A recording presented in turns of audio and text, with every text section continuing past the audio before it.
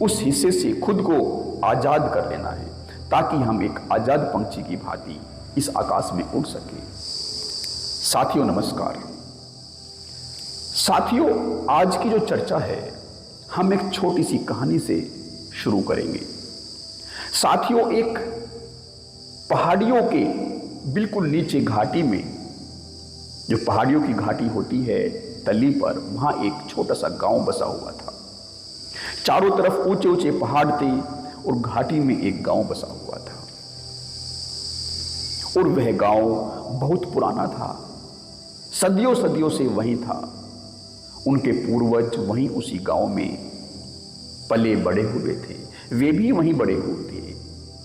उनके जीवन का यह एक तरीका बन गया था। लेकिन इस तरीके में उनको बहुत सी परेशानियों का सामना करना पड़ता था। जब भी बाढ़ आती तो उसका उन्हें सामना करना पड़ता। ऊपर से पहाड़ पत्थर गिरते तो वे उनको परेशान करते।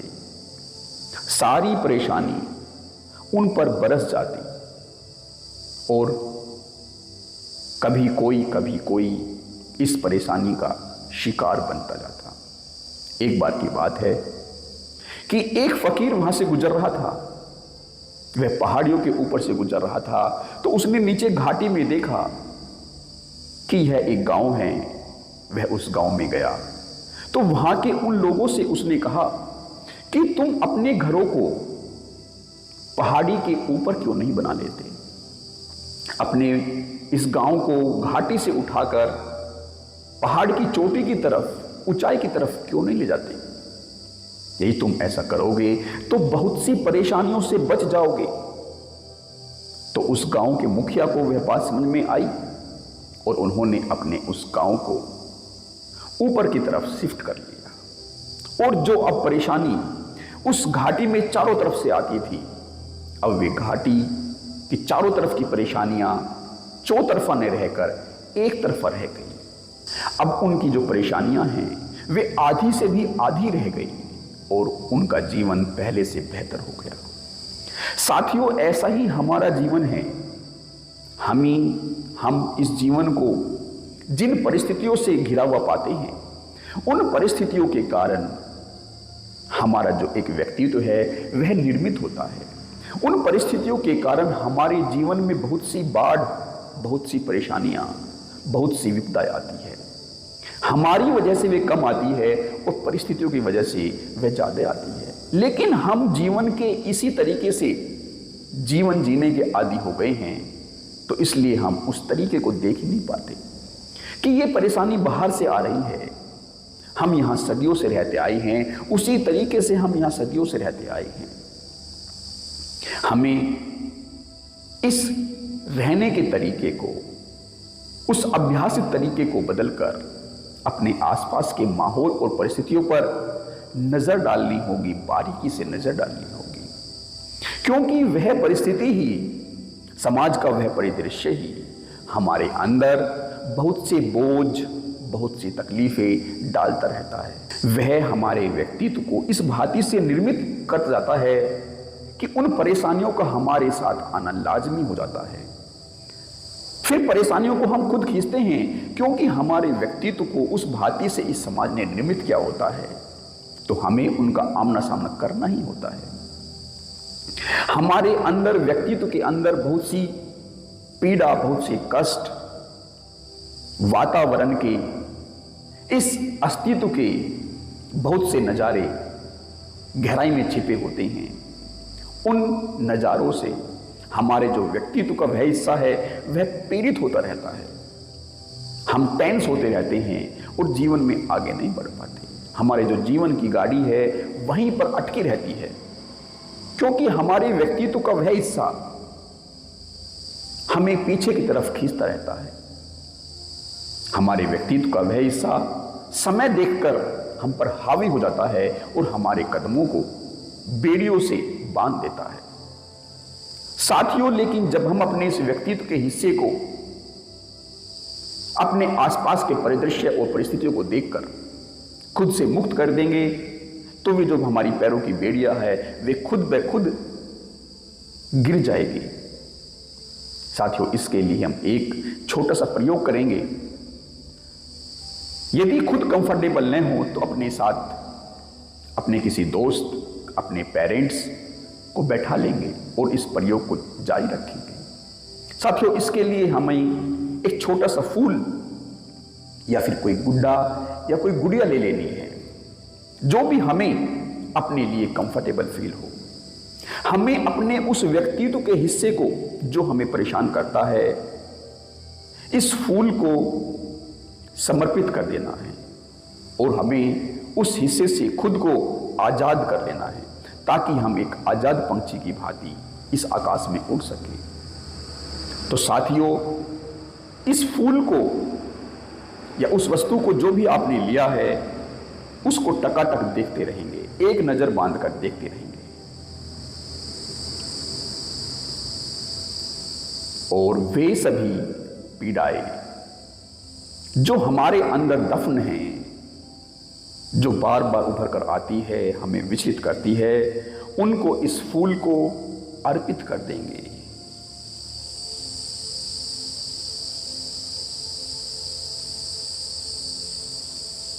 उन सभी बाधाओं को जो हमें जकड़ती है, इस फूल को अर्पित कर देंगे। उन सभी घावों को जो हमें सोने नहीं देते, चैन से रहने नहीं देते, उन सभी घावों को इस फूल को अर्पित कर देंगे। अपनी सभी बेचैनियां, अपने सभी तनाव, अपनी सभी परेशानियां इस फूल को अर्पित कर देंगे।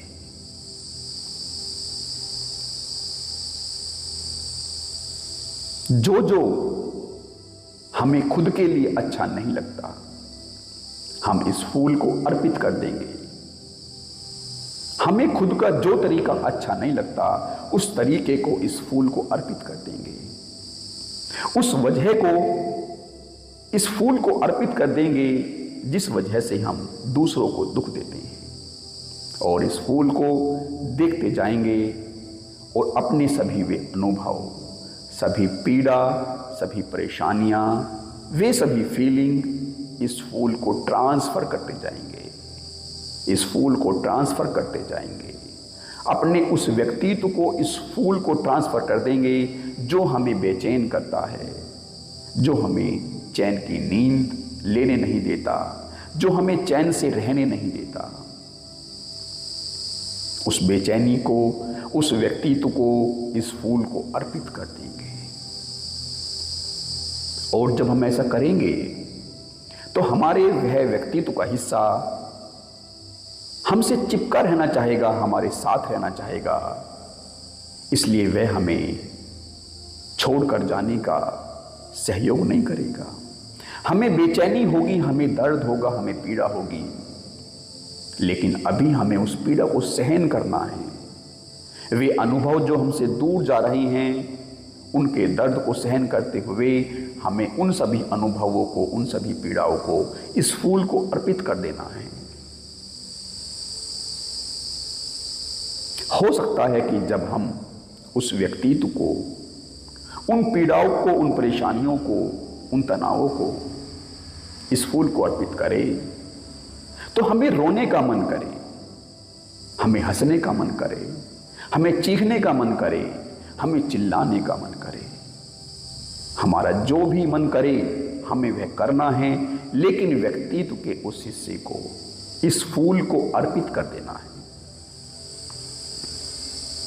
फूल पर एक नजर से देखते जाएंगे, मानो उस नजर के साथ तुम्हारे सभी दुख दर्द इस फूल को ट्रांसफर हो रहे हैं, व्यक्तित्व ट्रांसफर हो रहा है।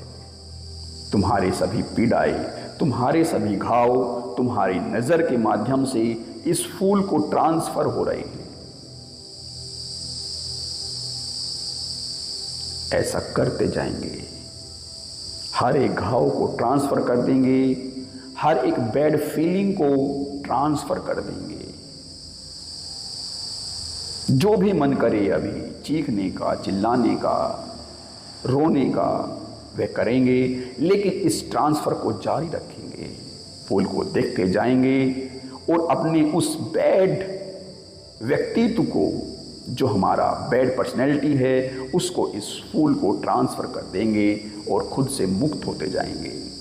उस पर्सनैलिटी को ट्रांसफ़र करते जाएंगे जो हमें खुद को, हमारे आसपास के माहौल को, इस समाज को तकलीफ़ देता है, और मुक्त होते जाएंगे, मुक्त होते जाएंगे। अब हम धीरे धीरे हल्के होते जाएंगे, क्योंकि हमने व्यक्तित्व का वह हिस्सा जो हमें तकलीफ में डालता था, इस फूल को अर्पित कर दिया है। अब इस फूल को परमात्मा के चरणों में समर्पित कर देंगे और परमात्मा से आशीर्वाद लेंगे कि जो व्यक्तित्व हमें परेशान करता था, उससे हम सदा सदा के लिए दूर हो जाए और नया व्यक्तित्व परमात्मा के आशीर्वाद के रूप में हमें मिल जाए। इस सकारात्मक ऊर्जा के साथ थोड़े समय के लिए अपनी आंखों को बंद कर लेंगे और इस ऊर्जा को फील करेंगे, इस नए व्यक्तित्व को फील करेंगे, अपने हल्केपन को फील करेंगे।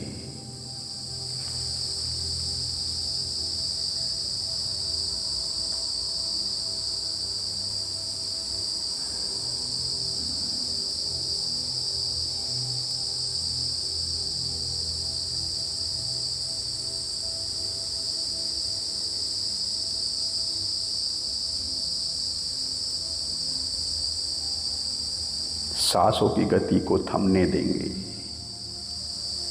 उनको धीमी होने देंगे और शांति को महसूस करेंगे।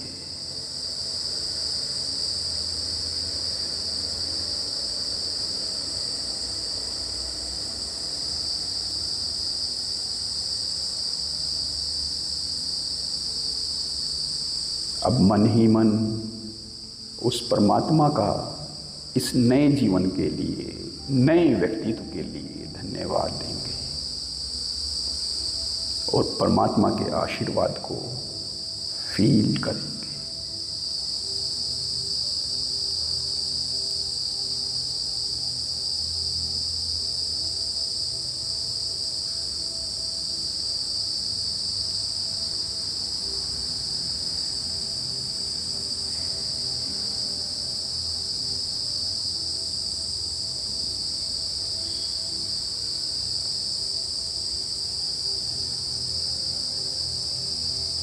अब धीरे से आंखें खोल लेंगे और इस सकारात्मक व्यक्तित्व के साथ जीवन को जिएंगे। आप सभी का मेरे साथ बने रहने के लिए बहुत बहुत धन्यवाद।